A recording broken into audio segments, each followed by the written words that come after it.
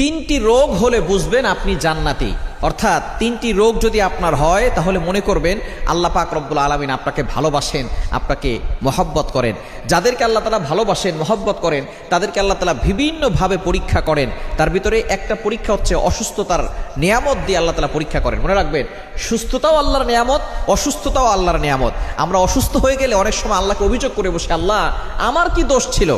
কত মানুষ সুদ খায়, ঘুষ খায়, তার কোনো সমস্যা হয় না, আল্লাহ তুমি শুধু আমাকে দেখো, খবরদার এরকম অভিযোগ করবেন না।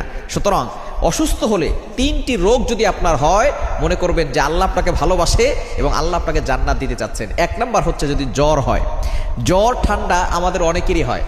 একবার নবীজি সাল্লাল্লাহু আলাইহি সাল্লামের জামানায় কয়েকজন সাহাবী বসা, নবী সাল্লাল্লাহু আলাইহি সাল্লাম বলতেছেন, একজন সাহাবী বলতেছেন আমার খুব জ্বর হয়েছে, অনেক সাহাবী বলতেছেন আমারও জ্বর হয়। এবার নবী সাল্লাল্লাহু আলাইহি ওয়াসাল্লাম বলছেন তোমরা তো আমার অন্তর্ভুক্ত, আমারও তো জ্বর হয়। কিন্তু একজন বলতেছে যে আমার জ্বর হয় না। নবীজি বলতেছেন তাহলে তুমি